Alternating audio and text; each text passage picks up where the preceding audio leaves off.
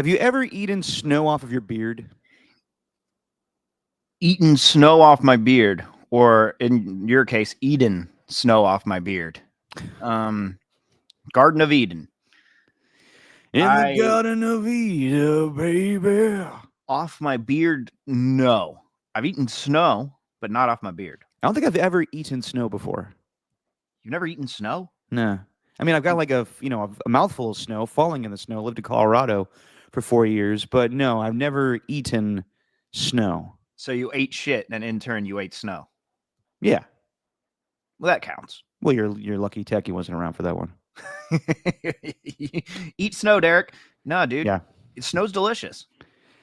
Is it delicious? I think so. What does it taste like? Just like, fluffy water? Cotton Yeah. candy water? Yeah, it's amazing. Exactly. It is like cotton candy water, except without the sugar. Well, I was watching. Make sure it's clean and make sure it's not yellow. Exactly. That's the key, kids. Don't eat the yellow snow. But that's what I was thinking when I saw the Steelers Browns game, and it was beautiful. Like, I know we're laughing at Jameis Winston, but like, he's kind of right. It was like kind of beautiful. Like, it was an NFL Films moment where there was, it was cold, but then out of nowhere, like, boom, we got a snow game, and I was like, oh, I love that.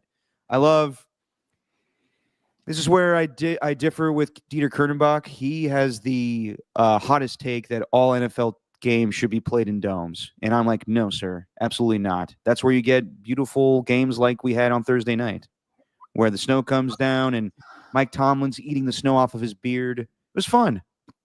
I don't agree with Dieter in that respect, but I do think that snow football games are vastly overrated. I think Why is that? Because Thursday nights was a really good one, so this isn't the time for me to have this take. Like that meme where they show you probably don't know, but they show the guy from Tangled and they got all the swords pointing at him, and they say like, "What's one little opinion you have?" Okay, Steven. Don't act like I'm that old. Of course I know what that is. It's Kevin Durant's profile picture. I don't know if you knew it was Flint Rider or not. I haven't seen Tangled, but I know like that thing where he's like, "Oh yeah, there you go. Fuck with me if you want me to." Yeah. Smolder. Good movie.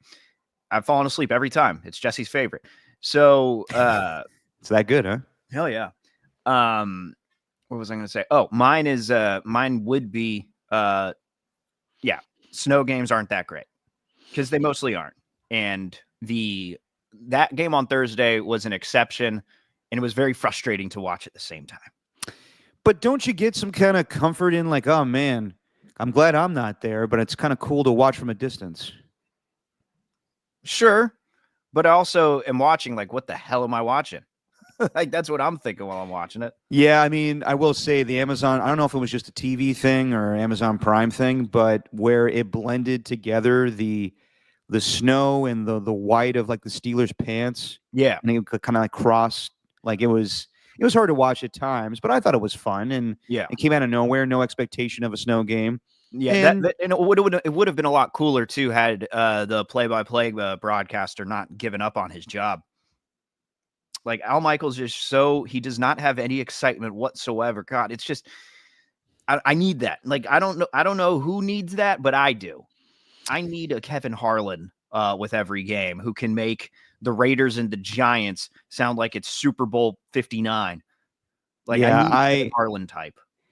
Okay, because Kevin Harlan's far too busy with his NBA stuff to do Thursday Night Football. I'm with you. Al is kind of phoning it in. Yeah, I mean, at this point, and you see they flexed. Like, it was supposed to be, I forget what the game was supposed to be. It was supposed to be Browns, Bengals. Yeah. In Cincinnati, where it probably would snow there too. And Al's like, get me out of there. Just get me to my home in LA. And they're doing Broncos Chargers. Yeah, no, they need to upgrade the booth. Yeah, but I've always thought that Kirk Herbstreit was going to do this for a couple of years, and then they would get somebody better. I think Kirk's good. I think Kirk's just fine. I think he needs someone else alongside him that maybe has a little more excitement. We need an NFL guy in the booth. I think Greg Olsen should be the face of Thursday Night Football. I think Greg Olsen definitely got a raw deal with Fox. If you can appease him, then that's fine. But I don't think Kirk's done a terrible job. What about Noah Eagle and Greg Olsen? I think that'd be all right. Yeah. Yeah, I don't know. I kind of like now you wouldn't have Joe Davis doing it. He's a total Fox guy. I like Joe Davis actually more on football Well, than I do on baseball. you know what? That's not bad. Although if the Dodgers are, playing in the postseason, or if there's a long world, he's the face of Fox on baseball now. That'd be Yeah. tough. But Joe Davis and Greg Olson are already a tandem together. Yeah, they're the number 2 team Yep. behind Brady and Burkhardt. Although I'd call them the number 1 team because Brady and Burkhardt are. I just don't like Brady on the call. I'm sorry. Yeah. I know he gives a couple of opinions where it's like, oh, he's telling the real, but as an overall game, yeah, I don't. There's something about it. Like there's him. I'm not really a big fan of listening to Jonathan Vilma during a game. Yeah. Is Andrew Catalong the play-by-play guy, or is he the analyst? I never know what those two. Andrew Catalan is usually with James Lofton, I want to say. And so, like, I don't know. There's certain guys that I just, but I like Davis and Olson. Andrew Catalan is basically, God, he is your late window CBS Raider game announcer. It always sounds like. Yeah. And Gardner Minshew threw it. Wow. Yeah. But to the game, though. Yes. What did you think of that Hail Mary? The one at the end? Yeah. I didn't think much about it. Now, I wasn't aware. You texted me. I wasn't even aware of the scuffle that George Pickens had in the stands. Well, before we get to that, though, okay. I want to talk about that play. Okay. By all means, go for it, because I thought it was just a regular old Hail Mary that didn't work. I just thought they had a little bit more time on the clock to where they didn't need to do that, and they could have potentially put Chris Boswell in field goal range. Like, I just think they could have gotten maybe a 6 or 7 yard pass and a quick field out. Goal range? Why field goal range? Oh, they needed a touchdown, didn't they? Yeah, my man. Oh, never mind. It's like, well, I mean, hey, 24-22 would have made it a little closer. That's right. They were down by 5. Yeah. Good thing I never brought this up in public. Just your opinion, man. Stephen Langford, Derek Papa. All right. George Pickens. George Pickens in the stands. This guy's an interesting cat. Yeah, man. And then afterwards, he's like, I didn't think the Browns are that good of a football team. I think the elements just, mess with us today. He just says what he feels. By all means, man, be that blatantly honest if you want to. But I had a feeling the Browns were going to win, and I picked them. In many pick'em pools, I was the lone guy to do it. Oh, yeah. Just because I think the Browns match up well. Myles Garrett usually has pretty good games against the Steelers. Also bashes a helmet against some of their quarterbacks' heads. But yeah, I thought that, it's a short week, divisional matchup. Anything could happen.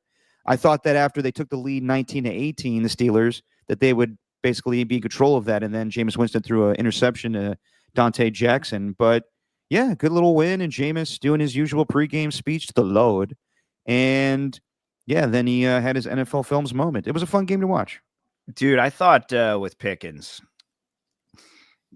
it feels like he's the complete antithesis of how we feel about Draymond Green.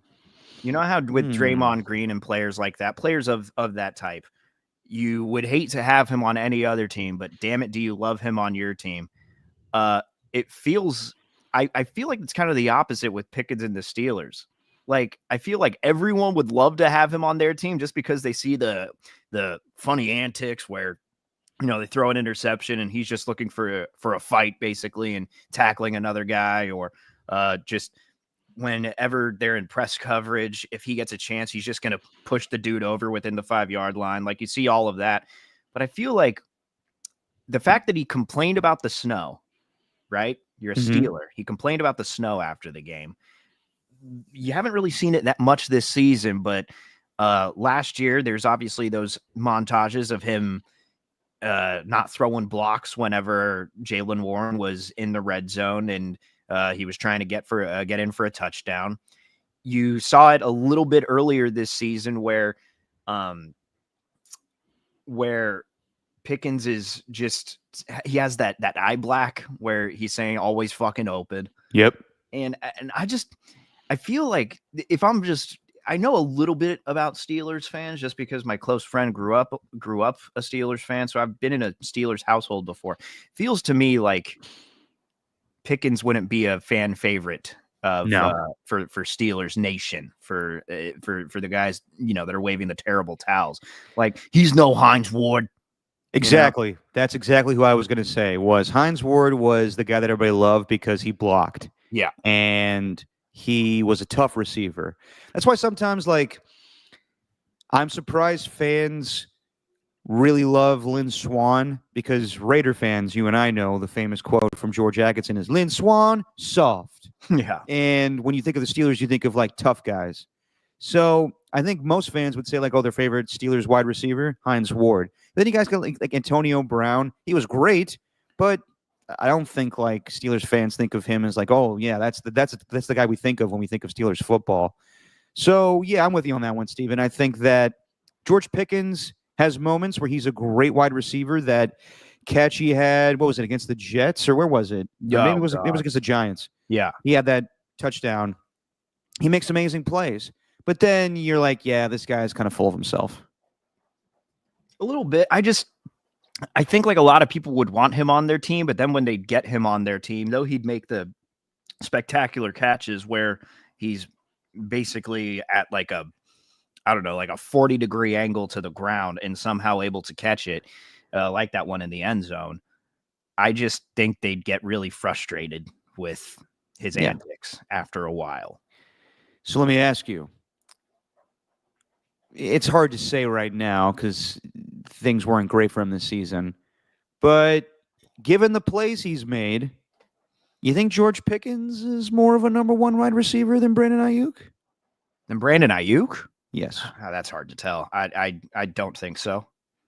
You don't think so? You think Brandon Ayuk is more of a number one? I'd say because of Ayuk's ability to block.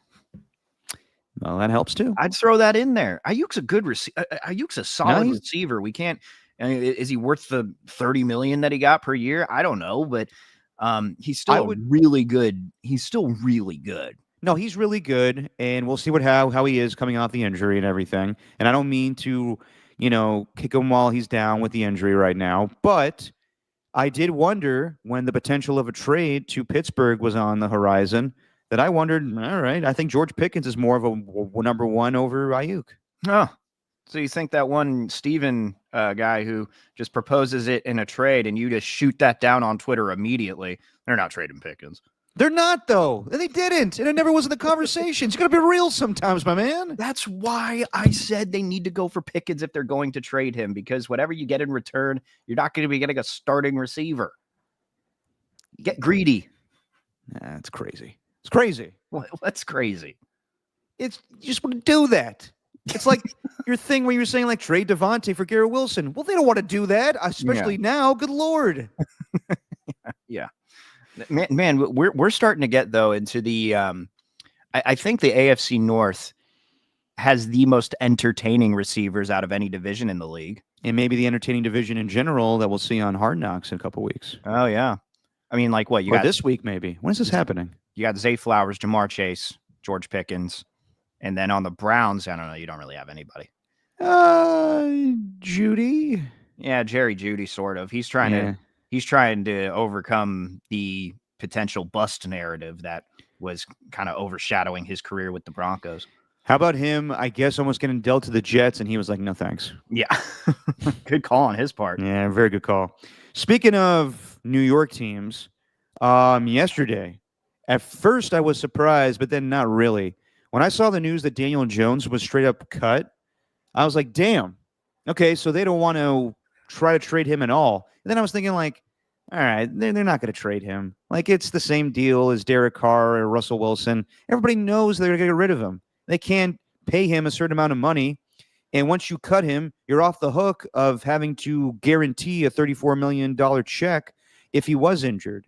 So it actually makes a lot of sense. And I think the Giants handled it a lot better than the way the Raiders did with Derek Carr or the Broncos did with Russell Wilson. I mean, after we got reports that Daniel Jones was going to be a scout team safety, I'm like, all right, let the guy go. And he had his press conference where he said goodbye. By the way, this is kind of my jackass of the week or my John Fisher of the week. Did you see Elle Duncan go in on Daniel Jones? No. She did.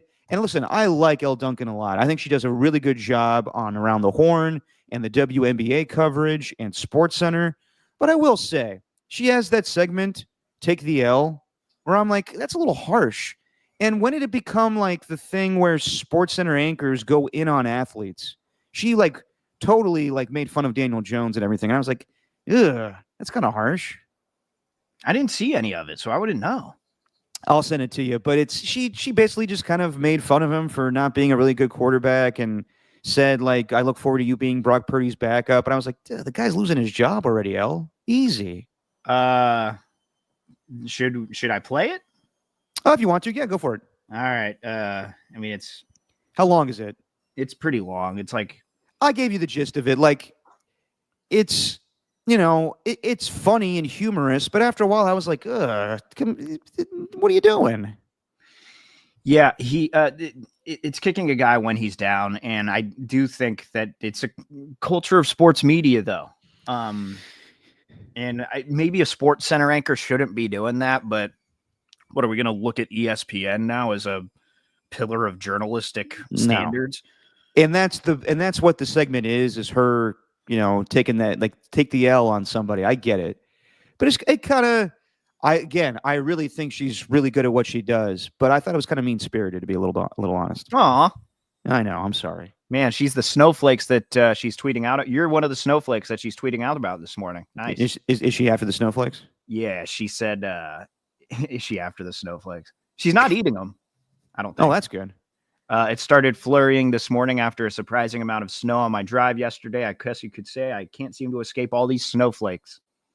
You're a snowflake, Derek. I guess so. Look at you. Look at you, Stephen Langford and the Snowflake. That's the name of the show. It's actually a really good one. Nice. Moving Snowflakes by the OZ. Speaking of Daniel Jones. So yeah, he was cut, and now he has to be signed off of waivers right now. But anybody that signs him off waivers or claims him off waivers has to pick up $13 million, and I don't think anybody's going to do that. So most likely he's going to be a free agent and sign with the team next week. Now, everyone is saying, well, this is an obvious opportunity for the Raiders. Gardner Minshew, Desmond Ridder, play with Daniel Jones. Sign him. Okay. And even I brought that up last podcast as a potential bridge quarterback. But next season, I honestly think the best thing for Daniel Jones is to just wait. Because at what point what starting job do you really want right now? And does it make sense for the Raiders to sign a quarterback so they can win games? I think it's, more advantageous for them to lose games. So I would tell Daniel Jones, wait. You never know with this time of the year. Teams are playoff teams, and you think like, okay, they're going to be fine. And then, boom, somebody loses a starting quarterback, and then you need somebody. So I would say to Daniel Jones, just wait, because there may be a playoff team that needs you. And I don't think the Raiders picking him up makes sense. I don't think the Niners picking him up makes sense as a backup QB option. If anything, like if Tua gets hurt again, maybe Miami, but they're kind of out of it a little bit, I think. Yeah, I don't think it makes sense for the Raiders to go after him now. I think in the offseason, yeah, to be a bridge quarterback for potentially Shedeur Sanders, absolutely. But right now, no, I wouldn't do that. Why would he want to go to the Raiders? I think that's my question. Like, because he needs a job? Sure. But why would you want to take that job with the Raiders out of all teams? Like, because the Giants are paying him that they tried to do the Derek Carr thing, but they said, you know what? It's not worth it. We're just going to release you. Like, he'll be fine financially. I don't think joining the Raiders does anything for his career at this point. Maybe in the off season, but would you want to be a bridge quarterback that's with a team that's starting from square one? Like, is Daniel Jones going to be the guy that a number one quarterback potentially in the future wants to sit behind for a year just so he could watch him work the offense? Like, I'm sorry, I don't really know what Daniel Jones's value would be, even if it's like that. It's not like a Kirk Cousins for Michael Penix, or you got Aaron Rodgers who's got Jordan Love as a backup. I mean, this is Daniel Jones we're talking about. might be a good guy for that to have in the locker room because he seems to be a really good guy by all accounts, but I just don't know how to. It'd be the complete opposite of mutually beneficial. What's the opposite of that? Non-mutually beneficial. Non-mutually beneficial. That's a terrible way to word it, but yes. Like that. It would be mutually disadvantageous. There you go. And yes, I thought about this too. Ernie too brings up Daniel Jones, the Cowboys, but the Cowboys are bad. Yeah, they are. That'd be funny though on Thanksgiving Day if they play the Giants. Be better than Cooper Rush versus Tommy DeVito. Oh, yeah, happy Thanksgiving, everybody. I'm still gonna watch though. And see Dolly Parton barely move. She looked great though. She looked great. Didn't she sing Queen last year?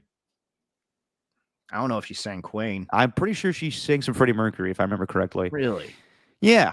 Yeah, I would say for Daniel Jones though, he may just want to put some tape on there for the remaining 7 games of the season. What tape? Dude, to get a job next year. That's what these guys do. Yeah, but Jones is not going to give any tape that's going to help him increase his value. You know that? Yes. They are not going to look at the last 6 games of a season and say, you know what, we're going to sign him based on that. Dude, you'd be surprised how this league works. Oh, okay, mister. I'm in the know. Yes. What are you, league executive? Are you one of these anonymous executives that's putting in their vote for where the next person's going to land as a free agent? Yeah, Diana Rossini is asking my opinion on this shit. No, I'm just saying that's kind of how it's done. Yes, at this point, would it make sense for Daniel Jones to go to the Raiders? No. But okay, for him, I'll rephrase that. Does it make sense for the Raiders to sign Daniel Jones? No. Does it make sense for Daniel Jones? Yes. To put some tape out there to whatever job opportunities could be next season, to potentially still get a starting job. Out of all the teams in the NFL right now, to be a starting quarterback, yes, the Raiders make the most sense. But I think they want to lose. It makes more sense for them to lose to get the number 1 pick. So I could see Daniel Jones being a very good veteran backup for a young Shedeur Sanders or whoever they want to get. But yeah, dude, I think that he still needs to play, just a matter of what team and what's best for him. If he really wants to start, I don't know why the Raiders would do this, but yeah, go to the Raiders. Didn't you say it's in his best interest to not play? But yes, if you want to win and what's best for other teams, let's say, I don't want this to happen, but let's say, I don't know, pick a playoff team right now and they lose their starting quarterback for the season. Then I'd say Daniel Jones is probably your best option. Now, I thought at some point Ryan Tannehill was going to jump at an opportunity this year, but it hasn't happened. So I would say right now he's your best option quarterback-wise if something were to happen to somebody. Yeah, I'd say so. But you're just going to bank on that? I don't know. Well, at that point, man, what else would you have? I don't know. You give up. You give up. So let's say for the Raiders, all he's going to be able to put on tape is running away from defensive linemen because the offensive line can't block anybody. Yeah, that very well could be the case. Or he could sling it to Trey Tucker, and then you're like, ooh, I may like this Daniel Jones guy. Gardner Minshew probably ruined his future ahead by joining the Raiders. Yeah, he might be. Well, he's not going to be with the Raiders next year. I can guarantee you that. No. He potentially ruined his career by joining the Raiders just because. I still think he's a backup somewhere, but maybe from where he was a year ago to almost getting the Colts to the playoffs to then getting a semi-starting job with the Raiders to now being yeah, he's not a starter in this league anymore. Mm-hmm. And he never should have been in the first place. But I don't see Daniel Jones being a good backup either for Brock Purdy. That makes no sense. Yeah. Because I don't think this injury is going to be that long of a thing. Maybe it's a 2-week thing for Purdy, but I don't know. I think that Kyle would rather go with somebody that knows his system. Case in point, the next topic. Purdy's out for this week against the Green Bay Packers. Is he? Yep. And kind of got the sense of that when Kyle joined Adam Copeland, and Purdy usually speaks on Thursday, then it moved to Friday. And when, Purdy pulled himself out of practice, then you're like, okay, it's starting to feel like this guy's got a significant shoulder injury. Steven, you were talking about it during the Seahawk game, how he's not ripping the ball. Something happened during that game. Obviously, the play that you keep bringing up where he scrambled 4 yards, where you had an open McCaffrey, an open Debo, an open Ricky Pearsall, and decided not to throw. Yeah. So he's got a significant injury, and I'll be completely honest, I don't think that their confidence level, who's to say about the football team? My confidence level in the Niners is very low this weekend. So when Kyle Shanahan comes out and says, no Brock Purdy, no Nick Bosa, we'll see about Trent Williams, I'm just from reports of people that have been watching practice this week, they're leaning in the direction that Trent Williams probably doesn't play. So yeah, I think that it's going to be an uphill battle for them in Green Bay. And you could even say without Purdy, it was going to be an uphill battle because I thought the Packers have gotten better. And I think that the Niners have gotten worse, which really ruins my whole debate of Jordan Love over Brock Purdy. But I guess we'll do that another time. The decision to go with Brandon Allen over Josh Dobbs is interesting to me. Why? Because I think Josh Dobbs could definitely win you a game. We've seen it before. He's not going to be your prototypical quarterback, but he does kind of off-the-wall, improvisational stuff that could lead you to a victory. We've seen it before. He beat the Dallas Cowboys last year as the Arizona Cardinals quarterback, and he had a couple of crazy games with the Minnesota Vikings. So who's to say if it's a snowy Green Bay that he's not able to run around and win you the game? I don't think Brandon Allen, I understand he runs Shanahan's system, but I think you need an X factor a little bit. So I would not be the least bit surprised if Brandon Allen starts the game, but Josh Dobbs finishes the game. You think it's going to get to that point, huh? It could get that ugly. I just don't think Josh Dobbs is that good, and I don't think he's as good as you're making him out to be. So I think it's pick your poison in this situation. Sure, I'm not saying he's that good. I'm saying his legs, but I don't think either backup option is going to give you a better chance to win. I really think it is pick your poison. Why would Shanahan not choose the guy who could run his system better rather than the backup who could potentially run for a first down? I hear you. But what if it's like a 2 quarterback kind of deal? Like Kyle's already kind of planned for this moment. Well, I mean, he barely uses 2 running backs. Why would he use 2 quarterbacks? I don't think. Well, he's got to. I think this weekend he's got to use all 3 guys. Yeah. Especially with not to say the Niners can't handle the field conditions. It looked like snow on Wednesday, but it doesn't seem like it's going to be that snowy on Sunday. Yeah. I just don't think anyone really knows anything about Brandon Allen. Ernie too. I mean, I'm sorry. Dobbs has more talent than Brandon Allen, in my opinion. How much Brandon Allen football have you watched, Ernie? I'm sorry, but how much Brandon Allen football has anyone watched? No preseason, baby. You've seen more Josh Dobbs, so you're going to go with him. But I think if Josh Dobbs hasn't won that backup position throughout practice, then I don't see why there'd be a point in even arguing whether he should be the backup or not. I think it's just, I don't think anyone knows anything with the backup quarterbacks. No, and so I'm just going to go. I'm going to go with what the coach thinks is a better decision because I wouldn't know personally. Yeah, fair enough. The audience, damn right, Ernie too. Yeah, you morons. No, but I think 9:30, and you're coming at me with backup quarterbacks. But yes, I think people are saying that because we've seen Josh Dobbs. So that's an easy thing to say. But yeah, I mean, engineer, man. Yeah, he's a astronaut, man. We'll get to Gruden in a little bit here. But yeah, I hear you. Brandon Allen probably looks very good in practice because he can do the Purdy impression. But I don't know. I think it's going to be a long day tomorrow for the Niners. Sure. It could be. It really could be. And if Trent Williams doesn't play, you might need to have Dobbs there just so you could have anybody make plays with their legs. But definitely, I don't think.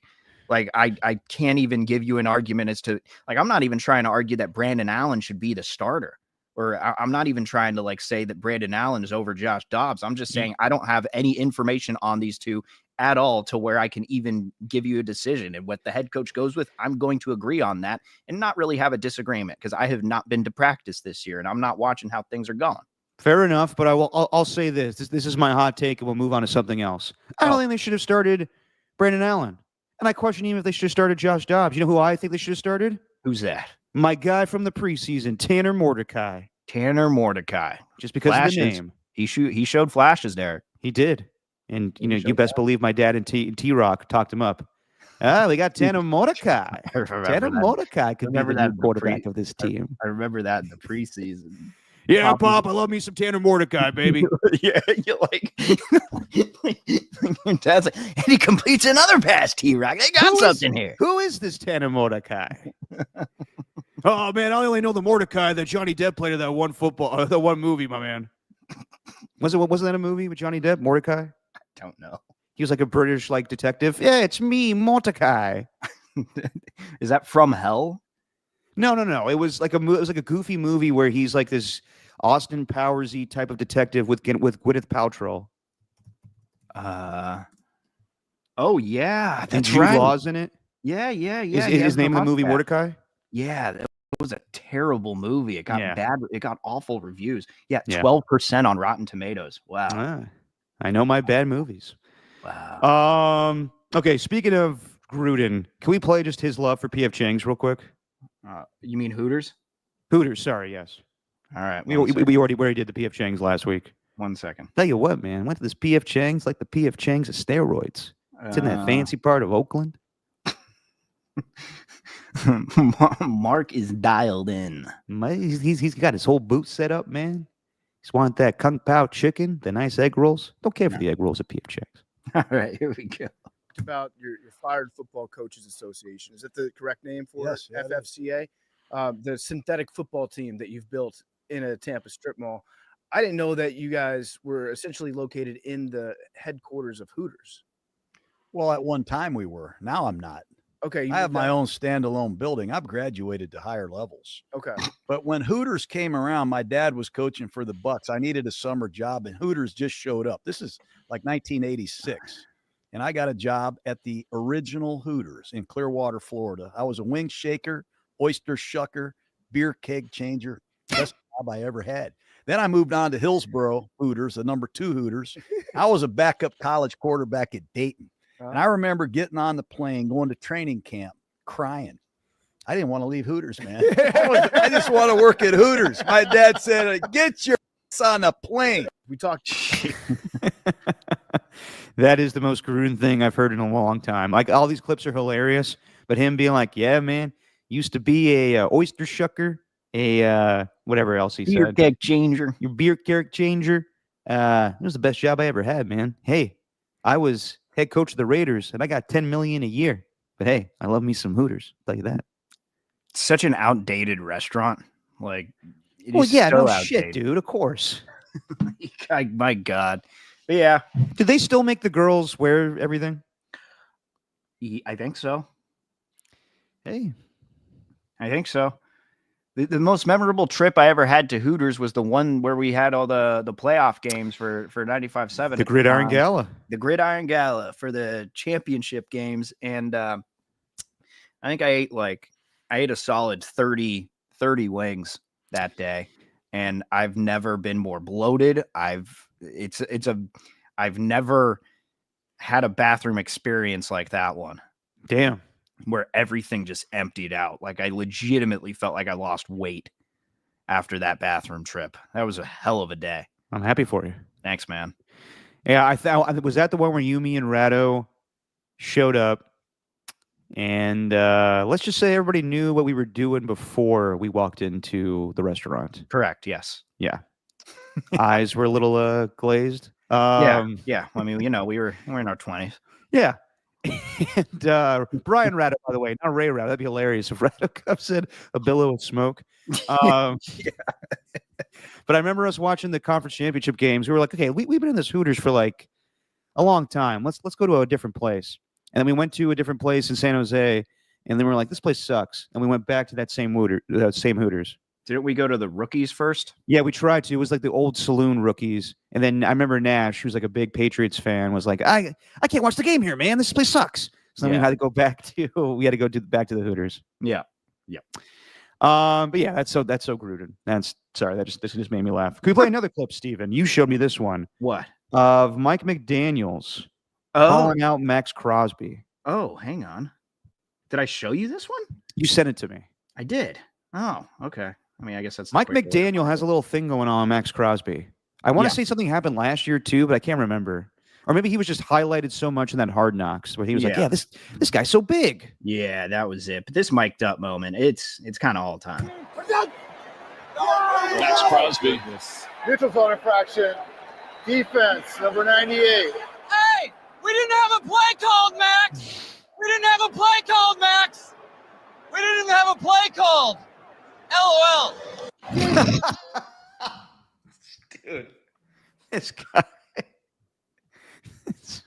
For a head coach I mean, that was funny in itself, but the LOL at the end, God damn. Called. LOL. Jesus. I could see Crosby wanting to sock McDaniel after. Oh that. yeah, he's just like, you little nerd. Yeah, but I also think that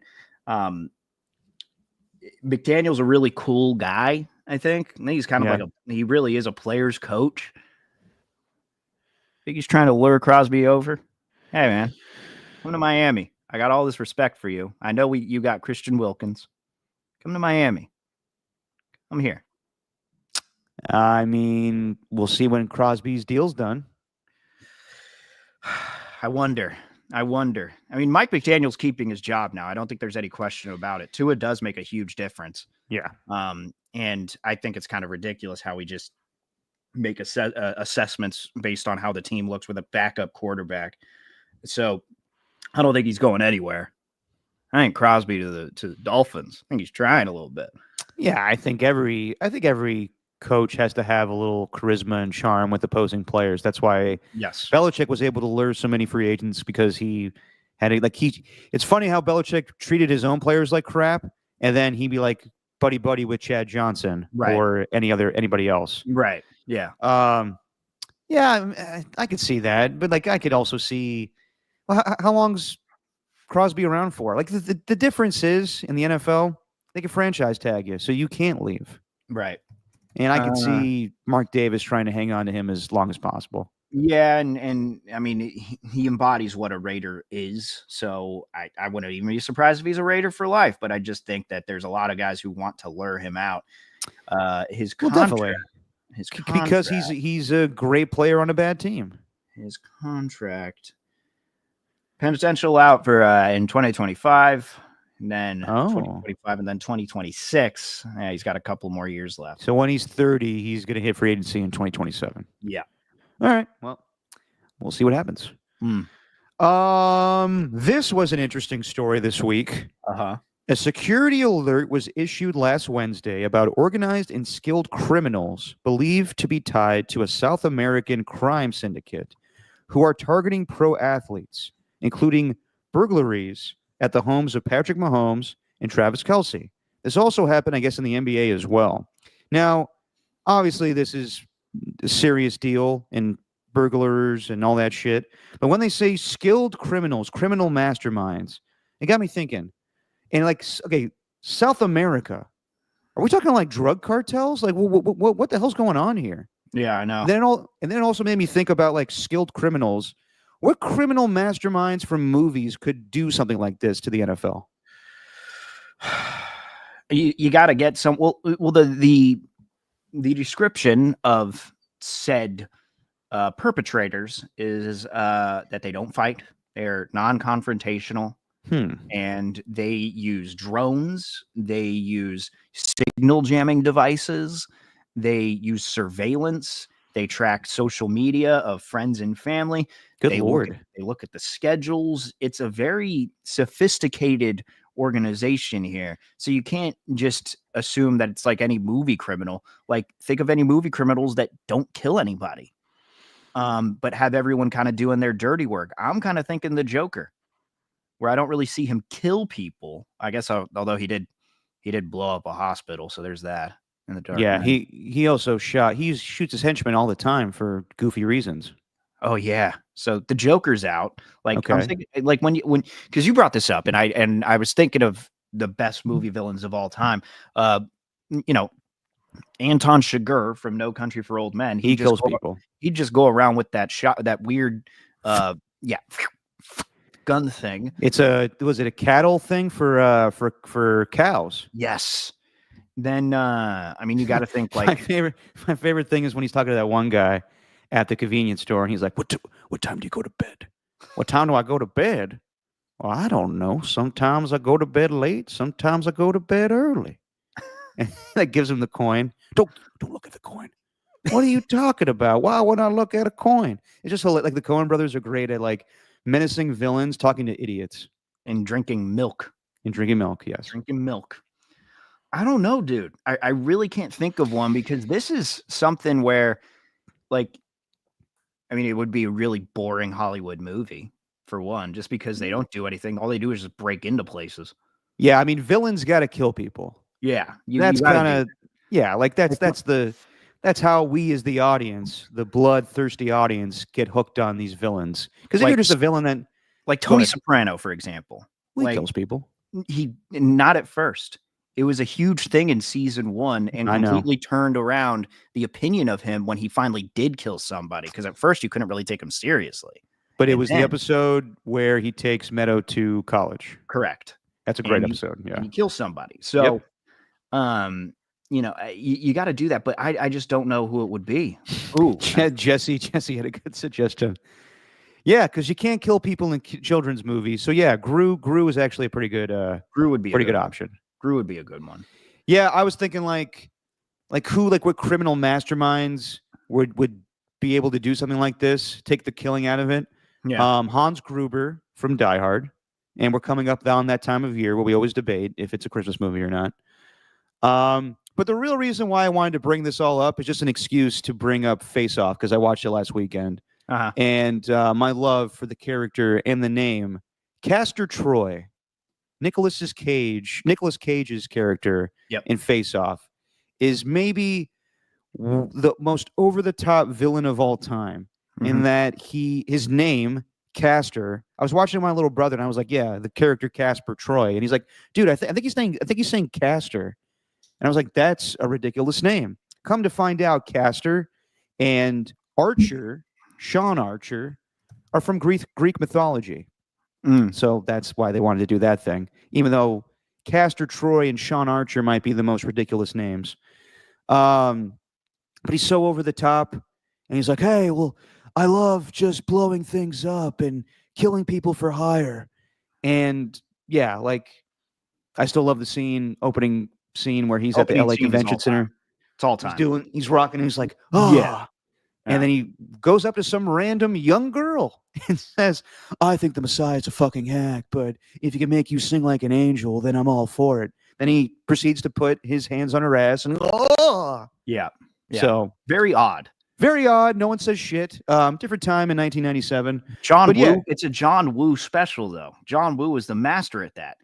He also directed movies like Mission Impossible 2. He's very over the top. Mission Impossible 2 is the most cartoony of all the Mission Impossibles. Yes, that's a John Woo special. I refer to it as the Limp Bizkit Mission Impossible. Have you seen the movies that John Woo has directed before? I've always wanted to see Broken Arrow, but never got around to it. Broken Arrow? The hell? Broken Arrow was like the prelude to Face Off because that's where John Travolta is the bad guy to Christian Slater. Oh, okay, gotcha. I'm looking at I got to get up to the 90s here because really we're the 90s. That's where he John Woo. Well, he always has the doves. Face Off, Mission Impossible 2, Wind Talkers. That's literally the only two. Oh shit. Okay, so it's just those two. Well, I remember him being a big action movie director in the early or the late 90s, early 2000s, but it was specifically those two movies. Yeah. Dude, isn't this crazy though? Like it's part of a transnational crime ring. What the hell? So when I read this story, I was like, this sounds like some ridiculous over the top movie villains. It does, but it doesn't sound over the top though. It sounds very orchestrated, organized. Like this is, and I was talking about it with the guy at KCBS who does the Money Watch. He does like stocks and stuff. Yeah, his name's Jason. Huge Oregon fan, massive Oregon fan. One time I brought up, hey, when's the last time the Ducks were #1 in the country? And then he brings up the year. He's like, yeah, we lost to Stanford that year. And he starts rambling on about how bad that loss was to Stanford. Then I pissed him off for the rest of the day. Felt really bad. He's like, thanks, Steven. Thanks so much. He's kind of joking. It was tongue in cheek. But no, we were talking about it. And it's like, how has this not happened sooner? Because you can really find this information fairly easily. Like, remember when the stuff came out with Steph Curry and the Atherton stuff, and how like he opposed this bill that would have brought along more housing or something in that area, but they voted I against don't it. remember that actually. Yeah, it was a huge deal, and they like, I don't think they put his address, but they put like exactly where he lived in Atherton. And then I think people were trying to like, didn't someone break into his house? I think someone broke into his house like out of nowhere because they just knew where it was. They didn't have any plan. They just broke in to just get into Steph Curry's house, and I think they were just there. But I'm surprised this hasn't happened sooner, man. Like it makes sense as to why a guy like Shohei Ohtani is just so private in everything that he does, because he doesn't want anyone to know where he is. Like, he knows, he understands. He's the biggest celebrity in Japan. He is. I don't think we understand that here in America, just how massively popular he is over there. Well, I'll also say that this kind of goes back to Ricky Pearsall a little bit, where, you know, you don't want to give out your location, and not to say that it's Ricky Pearsall's fault, but you could be easily targeted like that. So sure.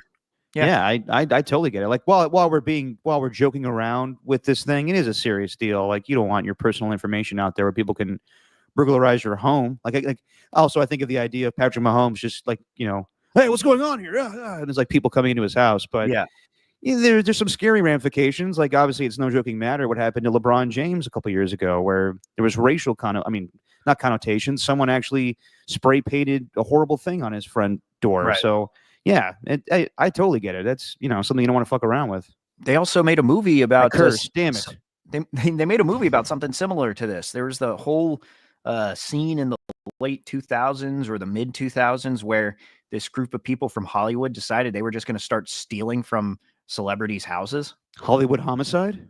No, no. They made wasn't a movie. It wasn't like a Harrison Ford movie? No, it was not, Derek. No, but Hollywood Homicide was.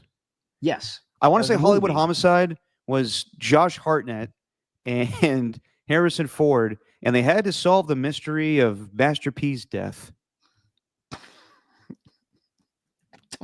Okay, great, Derek. It's not what I'm talking about at all. Well, I wanted to bring it up, which brings the point up. Do you call Master P Master or P? Oh my God, Derek, hang on. I'm trying to tell this story here about the Hollywood thing. You're just moving on here. Jesus. Continue. It was called The Bling Ring. That was what the movie was. Oh, yeah. And they stole more than $3 million from the home of Hollywood celebrities like Paris Hilton and Orlando Bloom. And if you look it up on Netflix, Jesse and I watched it last year. There's a movie about it, a documentary about it, where the real people just tell the story. They were just like growing up in LA, and they just said like they just grew up in LA and said, yeah, we're just going to start stealing just because we realized how easy it is. So yeah, I'm surprised this didn't happen sooner, but luckily the FBI's on it, I guess. True. Back to my main thing, Steven. Yes. You and some of the opiners made fun of me for referring to Method Man as meth. And the other opiners did. Yes. When? What's up? When? I remember Ernie One hitting me up in the DMs being like, Derek, you can't just call Method Man meth, especially when his name refers to a drug. So I don't think you call him that. I'm like, what do you call him then? And we brought this up.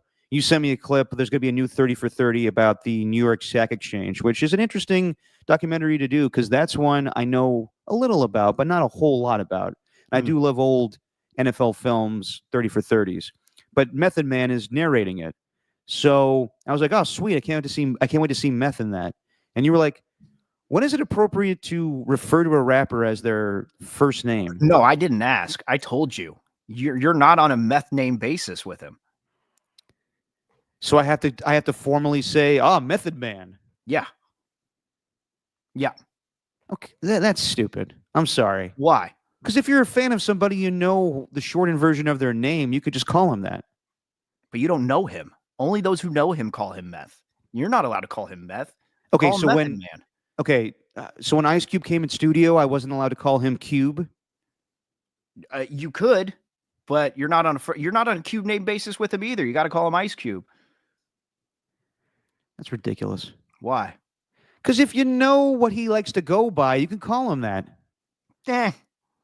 I think he likes to go by that with people he knows.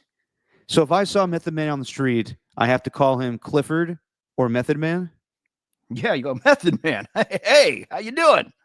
And you tell you give him and you give him a little, give him a little handshake. So, but so it'd be out of bounds if I saw Method Man on the street and I said, "What's up, Meth?" I don't think it'd be out of bounds. I just don't think you know him that well. But it'd be like a way of like, this white kid knows how to refer to me. Well, the way that you described it, Meth is narrating it as if he's your close personal buddy who's finally narrating a 30 for 30.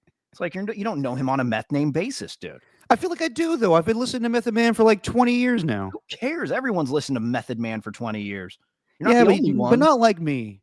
No, not like you. No, Right. me and him have a kinship. Right. Sure. Yeah. Okay. Mm-hmm.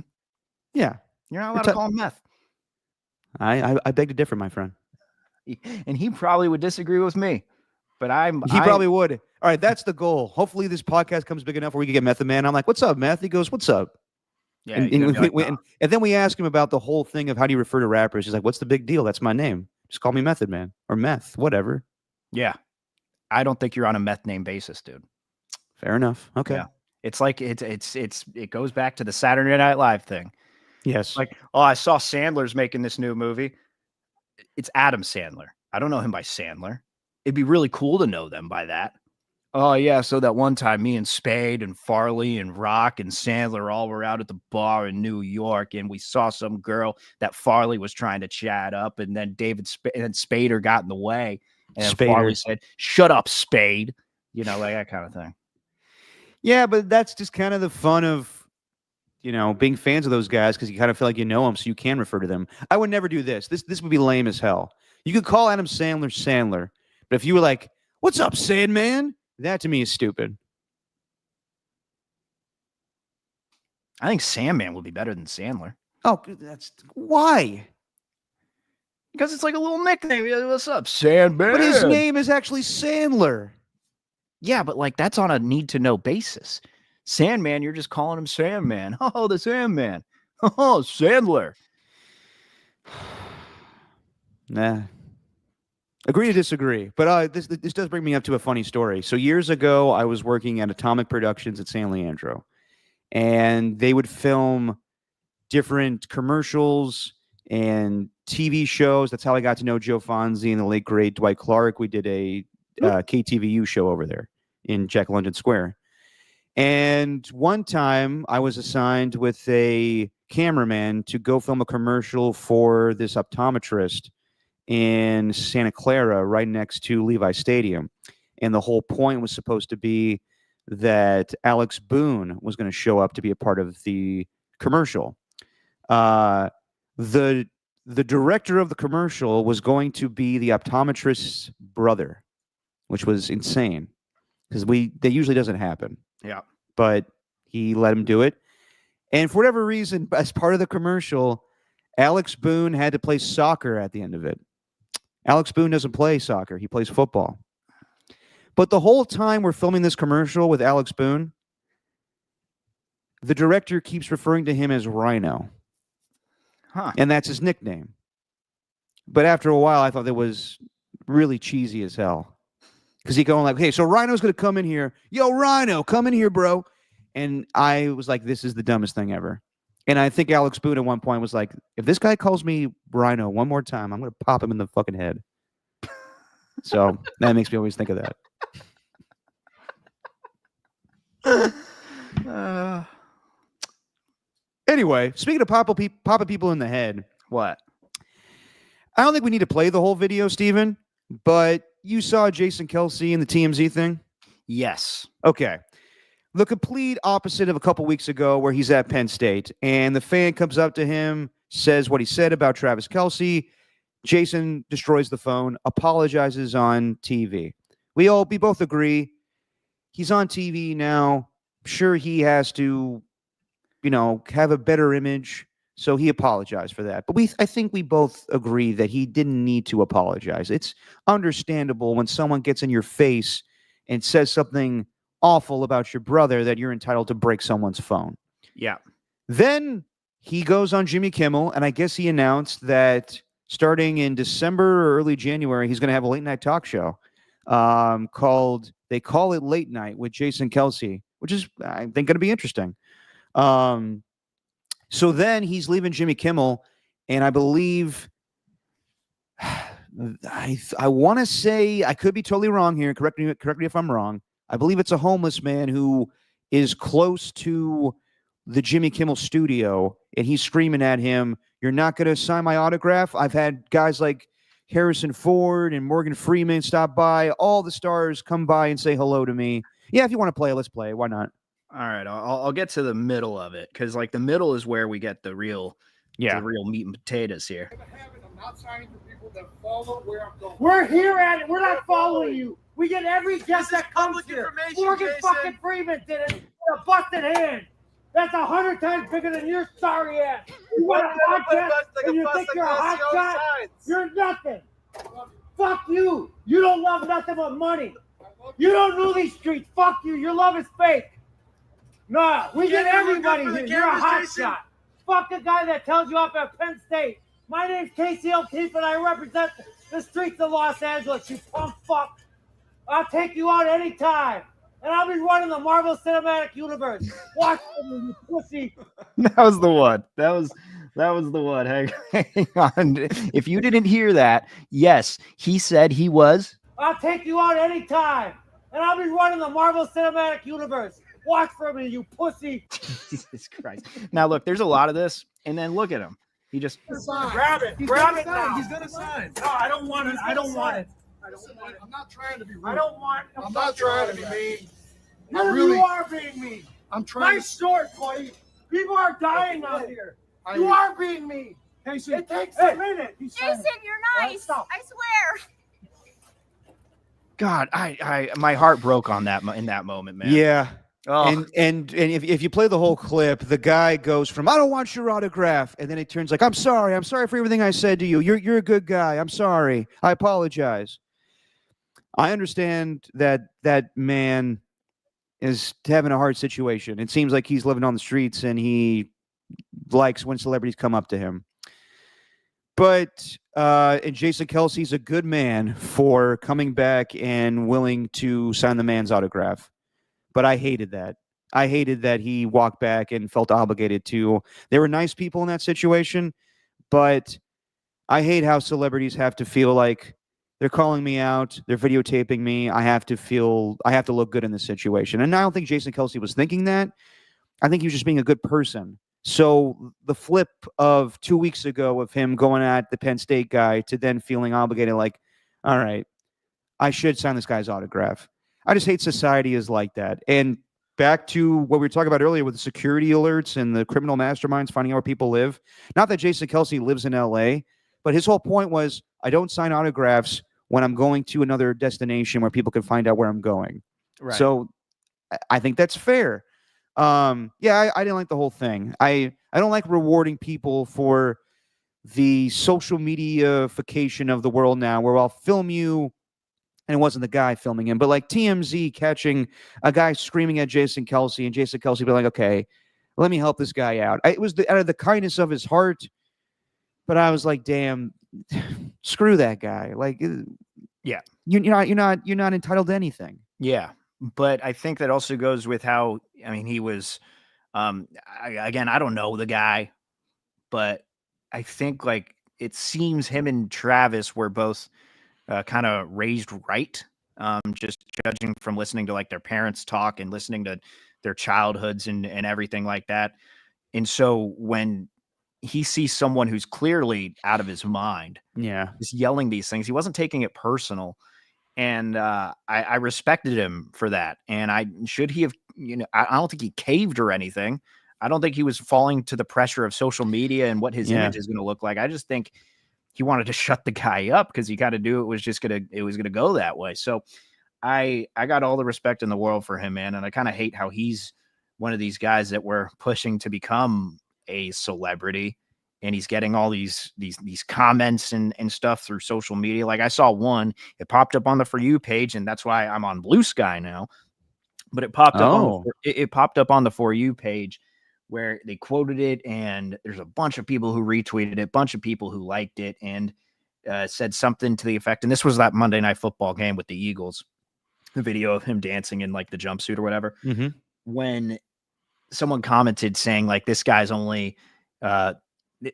just relishing in the attention that he gets just because of his brother. And then just people shitting on him for dancing on a stage. And it's just like, what are we doing here? Yeah. Like, seriously, it's just, it doesn't matter who you are. They're going to build you up to tear you down. And I hate that Jason Kelsey's kind of getting this in post-retirement, because I don't think this guy deserves any of that. I think he deserves to be celebrated for what he did on the field. And I know he's in the podcast realm, and I know his brother's dating maybe the most famous human being on the planet, but I just think that like it's too much, man. And I felt terrible watching that. God, when that lady goes, "You're a nice person," he's just like, "Yeah, I know." Yeah. That's he what is. Yeah, I am a nice person. I know, and I get treated this way. It is what it is. That's just the height and the height of fame right now. There's people that hate him because he's associated with Travis, and people just hate Taylor Swift. It's dumb. My cousin knows who he is. Yeah. My cousin doesn't give a shit about football. She doesn't give a shit about sports, except maybe darts. But she doesn't care about any sports. She hates soccer. She doesn't care about cricket. She definitely doesn't care about NFL football. But she knows who Jason Kelsey is. Would you say darts are as a sport? Yeah, of course. All right. You compete, takes hand-eye coordination. It may not be as physical as the ones we play out here, but darts takes every bit of skill as any other sport. Is there like a in the UK? Is there like a dude that's kind of like the who's my dude that whoever you think you are, I am. Oh, a Pete Weber. Is there a Pete Weber of darts? No, but there's a guy named Luke Littler. He's 17. Yeah. I heard about this guy. We talked about this guy. Let me. You know what? I'm gonna stop sharing this. I'm gonna stall a little bit. But he has. It's a great name. It's almost like a Bond villain. In the Connery era. Let me see. You'll never get away with this, Littler. Oh, damn it! I'm trying to look up his breakfast order, but instead, the only thing I'm getting is that some cafe named a breakfast after him. But he used to just eat like not British. He used to eat like pizza and eggs for breakfast. Breakfast of champions. Yeah, dude. So it's like, Bond, you have to reach out for Luke Littler. He's a criminal mastermind. He's 17 years old. 17 years old, knows how to throw a good dart, but he'll throw it right at your neck. Yeah. But getting back to the point, celebrity sucks. Like it's awful in this day and age. I think being a celebrity back in the day was a lot more discreet and cooler, you know? Well, what about being a journalist in today's age? Transition. Ooh, segue. Nice. Steven, can you pull up Ian Rappaport? Well, you know what? The video is also in the Rappaport video, so we don't need to play both. But let's bring up Ian Rappaport on the Insiders yesterday. So Mike Mularkey, you might remember him, was a head coach of this league. He coached the Jacksonville Jaguars and the Tennessee Titans. Titans? Did I get that right? Yep. Hey, look at me. But Mike Mularkey, I believe, was fired in 2017 after a playoff run where the Titans went to Kansas City and upset the Chiefs, and then they got shit stomped by the Patriots. And then Rappaport I'll let this clip explain. Mike Mularkey goes on a podcast and talks about his departure from the Titans. So let's talk about it. After the 2017 season, in the 2018 playoffs, I reported a couple different times the Titans were expected to fire Mike Mularkey. And then I got a tip from a very trusted and reliable source that he was actually getting a contract extension after a playoff run. I reported it. He was fired the next day. It has been one of the biggest mysteries of my entire career. And now it has been solved. Go. I knew they were going to fire me. So Sunday night, I called Ian Rappaport and I said, "Hey, I don't know if you know this, but I'm going to break it to you. But I'm getting a new contract in the morning." And he reported it. It was all over the country. I was getting a contract in the morning. knowing that I was going to get fired. But I just wanted to see the faces on the owner and the GM who was out to get me. And I'm pretty sure I got him for a minute or two. That's amazing. That is awesome. God, before we keep on playing, because they're going to go on to Rappaport's thing. I mean, what did you think when you first saw that? When I saw that clip, I laughed. I thought it was funny because Mike Mularkey, at that point, he got them to a playoff run. Like I said, they beat the Chiefs in an upset. You remember that game? That's the game where Travis Kelce got hurt. Right. And they think they went up like 21-6, and that's the game where Marcus Mariota caught his own touchdown. Right.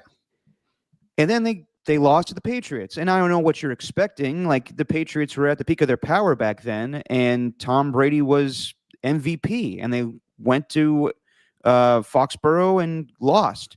So they fired him after that playoff run. And yeah, as a FU to the owner, he was going to make it seem like, well, I deserve a contract extension. But no, I'm getting fired. Did he use Rappaport? Yes. But I thought it was funny. It's a little jab at the owner and the Titans. So, yeah, I had no issue with that. Yeah, I didn't either. As I was watching the clip, I didn't know what the tweet meant. I didn't know if there was like any joking manner behind it. But after I saw this, I figured, oh, they're going to sit back and laugh at themselves a little bit on NFL Network. Nope. That was the Brendan Austin show on Action Sports. Those guys yucking it up. Pretty funny for them, I guess, if you don't care about accuracy and taking someone's reputation and rubbing it in the mud. Everyone said Mike Mularkey's a good guy. He always was to me. I liked him. Thought it was very respectable. That is not cool. That's not funny. I was a younger reporter then, and the amount of online hate and ridicule I got because Mike Mularkey thought it'd be funny to get back at his old boss, it was not fun. So I don't have much to say. I don't blame Mike Mularkey, but I want to. And that was not cool, and that was not funny, and we should treat truth better than that. Keep playing the whole thing, Steven. Hold on. Mike? I agree with you. I also think that Ian has learned lessons we've all learned lessons along the way, but modern day Ian would not have been a fallen victim to that. You learn hard lessons along the way. That was one of them. Yeah, not cool. I get it. Supposed to be a trusted source. See, I'm sitting here and I'm like biting my lip because you're right. Not cool.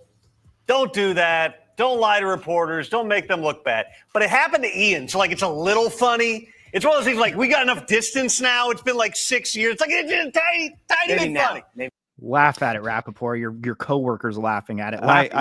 Yeah, that's where I'm at. Look, let me just say, I respect those three individuals immensely. Rappaport, Mike Garafolo, and Pelissero. A couple weeks ago, Kyle Shanahan told KNBR that Christian McCaffrey was basically going to play. Adam Schefter took it like it was his own thing. Those guys at least cited KNBR. So I appreciate them for their journalistic integrity. However, this seems a little over the top from Ian Rappaport. I'm sorry. A little? Like, it's the thing he fails to mention is the man lost his job. It wasn't like he was caring about the integrity or the reputation of Ian Rappaport. Like, it seems ridiculous to me. He's like, not cool, trusted source. He's an NFL coach. He was trying to screw the owner and the GM. It wasn't about you. And I know Rappaport is like, oh, my integrity, people are coming after me. I get that. Totally understand that. But it's not the first time he's got something wrong. I remember when he reported that Antonio Brown was traded to the Buffalo Bills, and that did not happen. Now, that's because the agent was screwing with him or whatever, but shit like that happens all the time. So I like Garofalo coming at the end there, like, not cool, not funny. It's like, no one died. Are you serious? I'm all for. It sounded like Garofalo was trying to just back up his coworker on TV. I think Garofalo thought it was that at the end. Hang on. Let me just, I don't even want to play. I did appreciate Pelissero in the end, just being like, it's a little funny. Yeah. Like, I mean, look at Garofalo's response. Like, there's a reason Tom went to Mike first, because Pelissero clearly thinks it's hilarious. Yeah. Hang on. Let's just watch Mike. Holy crap! It is raining cats and dogs outside. Good Lord. I get it. Supposed to be a trusted source. See, I'm sitting here and I'm like biting my lip because you're right. Not cool. Don't do that. Don't lie to reporters. Don't make them look bad. But it happened to Ian, so like it's a little funny. It's one of those things like we got enough distance now. It's been like 6 years. It's like it's just tiny. Come on. Look at this. Look at those two. Look at these two. Come on. Yeah. And then Rappaport in the middle just being like, sure, it didn't happen to you guys. Yeah. Aren't you supposed to like triple check the sources too? Like after a head coach texts you something like that, instead of going straight to Twitter and then reporting it, don't you want to like double check, maybe triple check with other people around the organization? Hey, your head coach just told me he's getting an extension. Is this true? Like I thought, like instead of trying to be the first to be officially official with these official reports, like aren't you supposed to double check the sources? Aren't you supposed to text 3 or 4 of them instead of just listening to one? I know you get a tip, but you never know what that's the reason why, right? Yeah. Like, why doesn't he look at that? Why is he looking at that as an attack on him? And I get the online hate thing. Like, that's terrible. I'm sure he had some pretty terrible things said to him. But at the end of the day, he's got millions of followers here. And I haven't heard from Mike Mularkey until now. After 7 years. So how about like, I don't want to tell anybody how to live their life, but my God, man, just have a sense of humor about it a little bit. That's how I feel. I think that he could have had fun with it and been like, well, that's the last time I trust Mike Mularkey. But Dude, he makes it be like, I want to like him, but I don't. I did not expect that reaction, honestly. Like when you sent that to me, I thought that it was going to, like after they got to it, I thought there was going to be some laughter. I thought there was going to be like head in hands. Oh, I can't believe he did that. No, it got serious. And I thought, oh, okay. Yeah. Who the hell is this DS? Talk about something that actually matters, like week 12. All right. We'll get there, DS. Who the hell's DS? Wow. He's a new viewer, Steven, and we must respect him. Yeah, listens to the podcast once. Talk about week 12. All right. Sounds like a good transition if any time to do that right now. DS, you should have tuned in a solid hour ago because we were talking about week 12 for like the we were, buddy. The podcast. All right, said you were too busy on your Nintendo DS. We like that you are tuning in here. We like that you are live on YouTube, but rewind it a little bit. Rewind it. How about that? Huh? AJ Cruz. For the record, DS is not one of my burners. Well, I appreciate that. It could be. Thank you for tuning in, DS. We really DS also could stand for something. Like what? Yeah, I don't want to insult the man. Oh, just okay. Think real hard, Steven. DS. Oh, that's rude. Yep. All right. Let's do a little something that we call wins or wangs. I wasn't prepared. It's okay. DS has me flustered. I know. DS just really wants us to get to these. Oh, there we go. Also, by the way, I don't know if you look out through your window right. It is. What the hell happened to your mic? The music is kind of loud. Oh, okay. Now I got it down. Have you looked outside your window recently? Yeah. It is pouring outside right now. Absolutely pouring. And me and Michael Connell are supposed to film today. I don't know if that's going to happen. Yeah. Rock a New Era got it right. Okay. So, wins or wangs?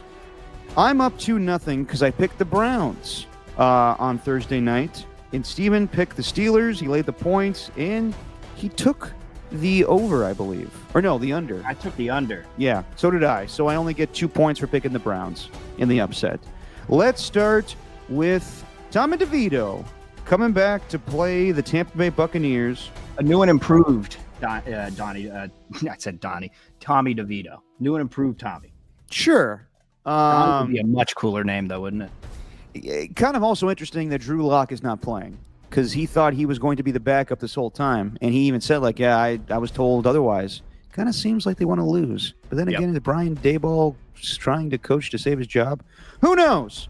But Mike Evans is back for the Buccaneers. The Buccaneers are 6-point favorites, and the over-under is 41.5. I am going to lay the points with the Buccaneers, and I will take the under. I don't know why, Maybe it's just because I'm buying into the whole charm of my fellow Paisan. Take care, brush your hair. I'm taking the Giants. And I'm going over on that 41.5. Oh, here we go. With Mike Evans back, huh? Yep. Wow. Then we got the Kansas City Chiefs going to Carolina, coming off their first loss of the season. And the Panthers coming off a bye. The Chiefs are 10.5-point favorites, over under 42.5. Don't care about the bye, laying the points with the Chiefs. They want to prove something. They got to beat the Panthers bad. So I'm going to lay the points with the Chiefs, and I'll just take the over. Steven's taking the over. I'm taking the under, but I like those Chiefs, and I'm laying the points.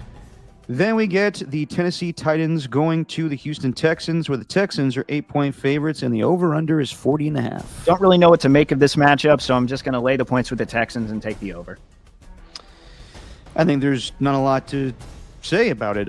The Titans are a very good team, and the Texans are not. Flip-flop that. The Titans are not a good team, and the Texans are pretty good. They're going to be a playoff team, just kind of dealing with injuries right now. Probably your 4th seed in the AFC playoffs. So, did you say over, Steven? Yes.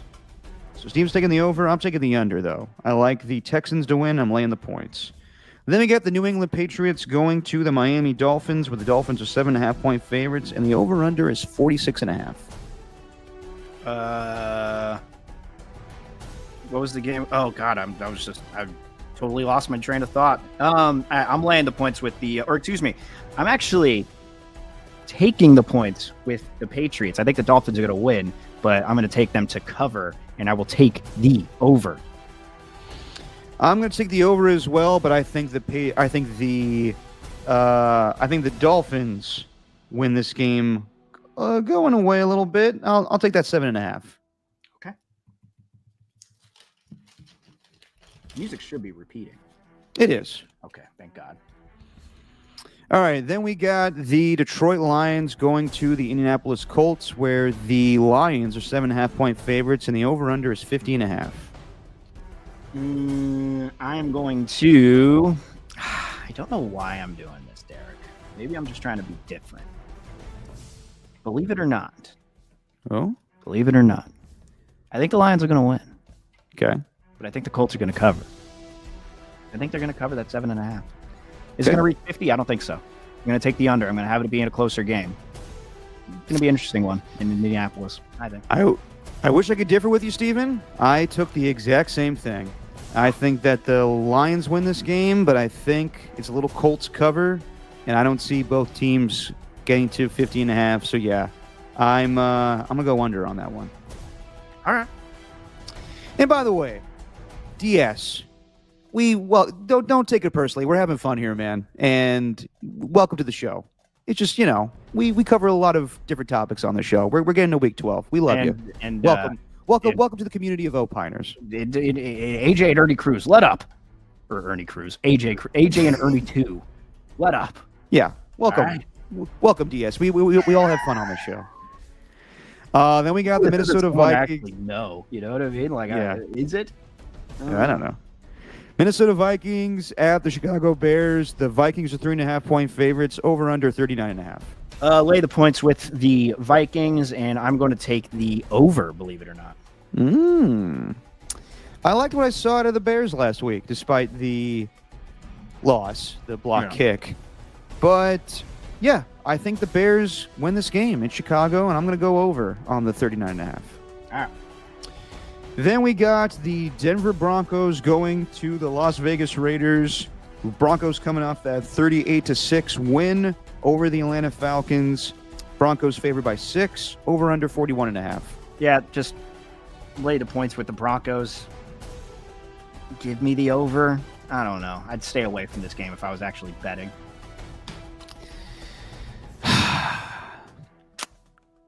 I said the Raiders might win another game this year, and I think it's going to be this one. I think that for whatever reason, they come in riding high off that 38-6 win, and the Raiders, they looked better against the Dolphins.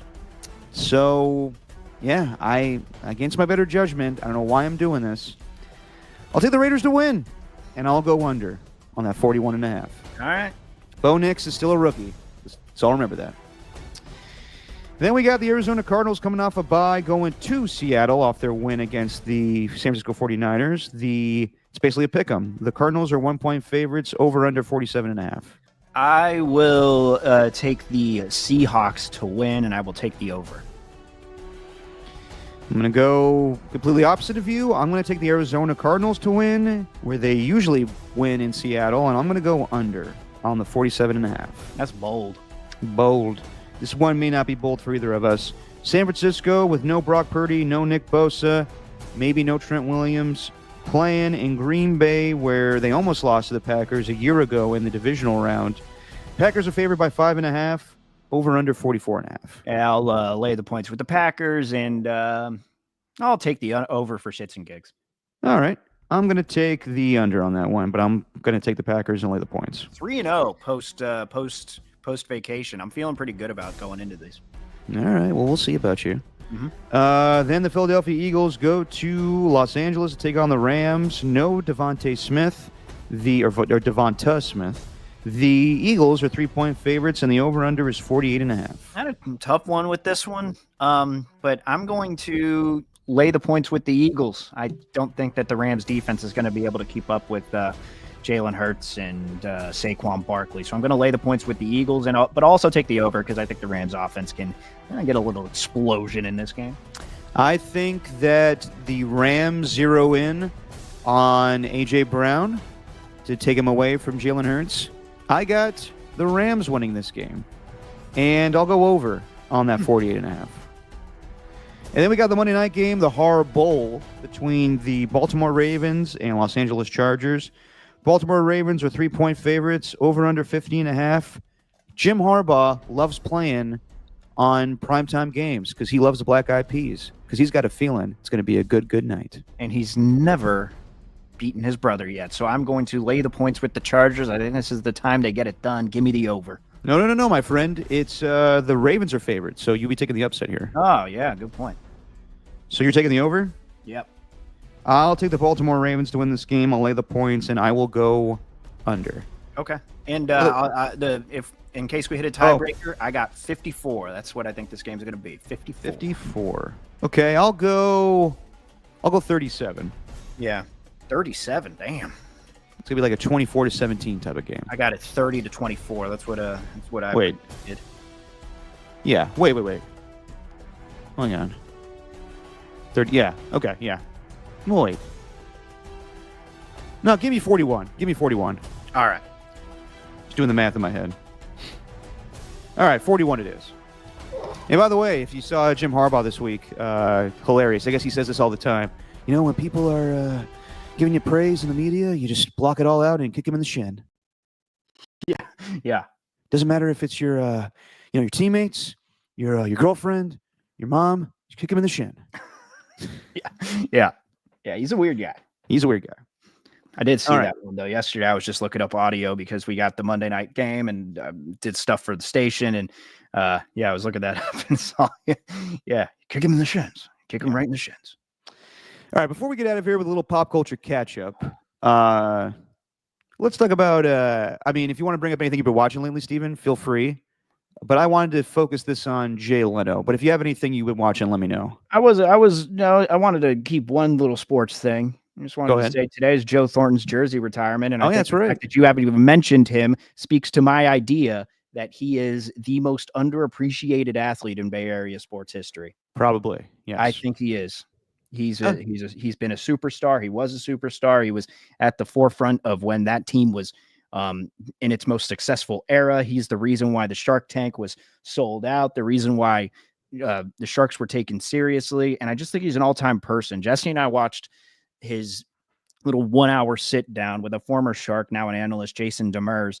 And God, just the way he talks about hockey and life. I know, like, in sports, we tend to gravitate to those who kind of came up from nothing, who really worked out of a really crappy situation and became like a millionaire and became a superstar. Well, Thornton didn't really have that. Like, he kind of just grew up in this place in Ontario where it was just every day. It was hockey with family, and he never really had any complaints, but he also remained humble. You know, he was never like a guy who took himself too seriously. Like there's some people where you're just like, okay, you kind of got built up here. Like you didn't do all of this yourself.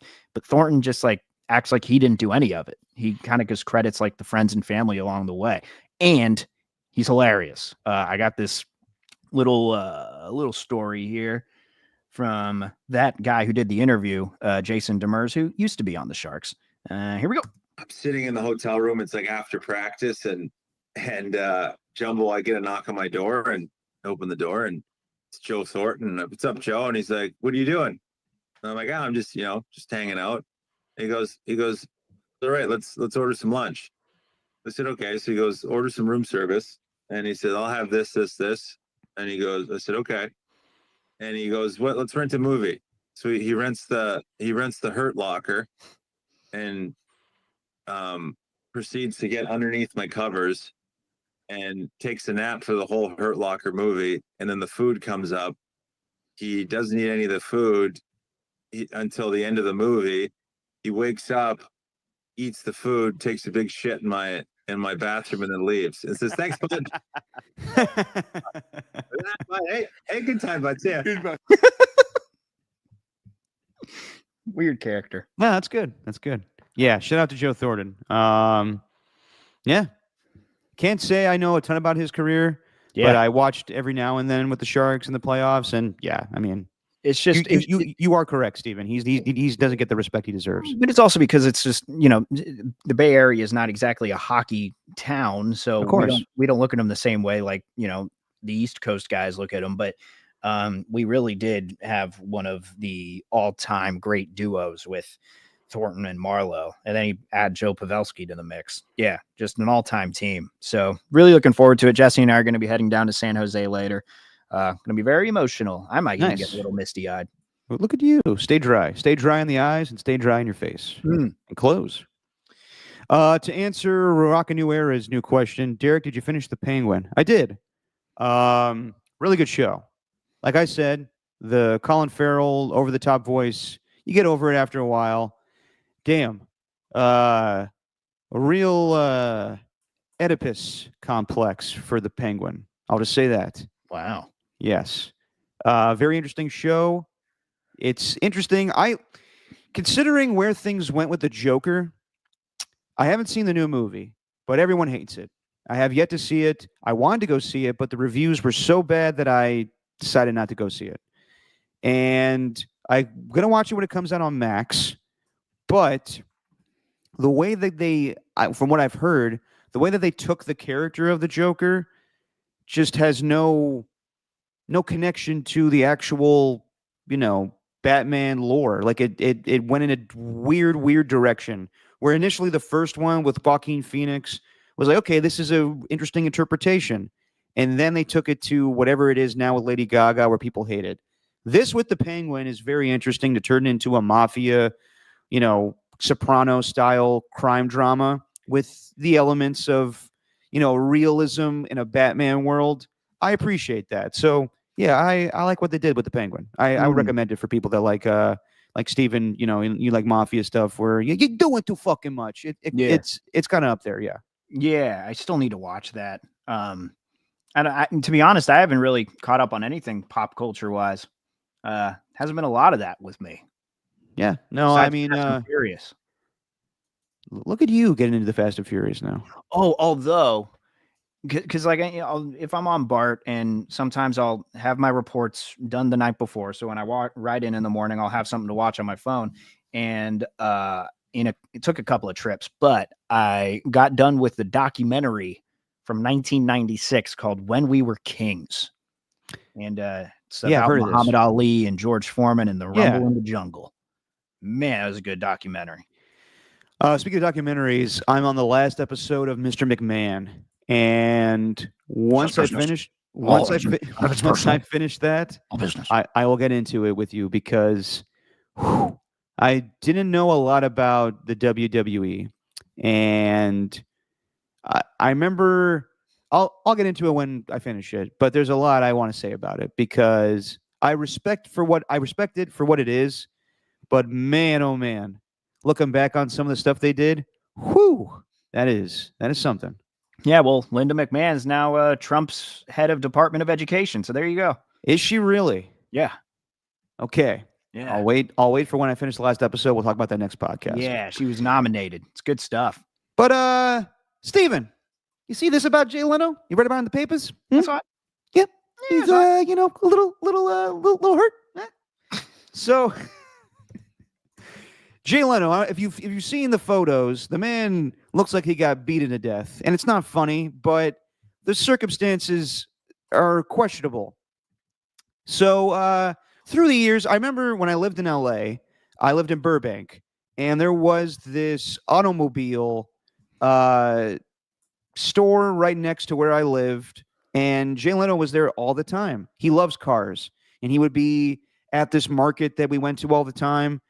But you hear these stories of like, yeah, Jay Leno fell down some stairs. He's got his face hurt and all these different things. You're like, oh man, I hope he's okay. Then I saw the same clip on Inside Edition.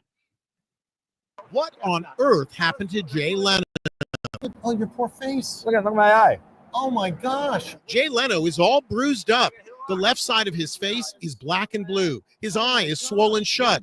And look at his injured wrist. I broke my wrist, lost the nail on the finger, and then I'm all black and blue. Ugh. So as the story continues, he was staying at a Hilton Inn, I want to say, in Pittsburgh. And if you have the clip of where he fell, Stephen, I think it's a little further down. Yeah, right here. The Hampton there's Inn. an actual clip of where he fell. Yes. Instead of walking a mile and a half down the road, he decided to take a shortcut down the hill. Not a good idea. This is believed to be the steep incline he tumbled down. Well, I hit a bunch. So it seems like a steep hill, no doubt. But everything that he sustained in the injuries, I don't want to be mean, but this is not the first I've heard of a story with Jay Leno, suffering injuries.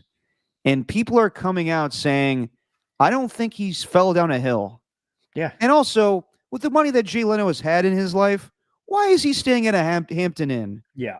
People are starting to put pieces together and starting to come up with theories that Jay Leno may be an avid gambler and he's getting the shit kicked out of him because he owes debt. Right. I would not be surprised. I don't believe that he fell down, and that was, you might get a couple of scrapes, but even that steep of a hill, you're not breaking your wrist and the entire right side of your face is bruised up. And as the report states, he went on and did comedy that night. Wow. So if you sustained all those injuries and decided to perform that night, more props to you. Now I have two theories. One is, or actually three. Oh yeah, two theories. So we can take him for his word, or we can think that he's tied up with gangsters and gamblers and they beat the crap out of him, or Conan O'Brien just had a little get an even to do. Yeah, I was going to say Letterman and Conan teamed up, took turns. Yeah.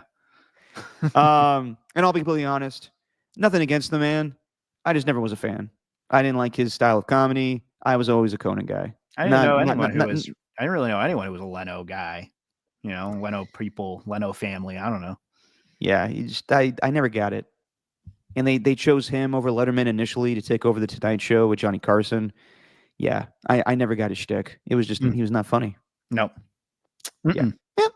Well, all right. That's all I got, Steven. Anything else you want to bring up? Nope. I already brought up the Thornton thing. Alrighty then. So, next week is Thanksgiving. Steven, I'm going to Florida again. Can we do this thing on Wednesday? Sure. All right. We will see you on Wednesday, and I'm not flying back home until Saturday. So we'll want to do something Saturday, and we'll review this thrilling Black Friday game with the Chiefs and Raiders. Oh, can't wait.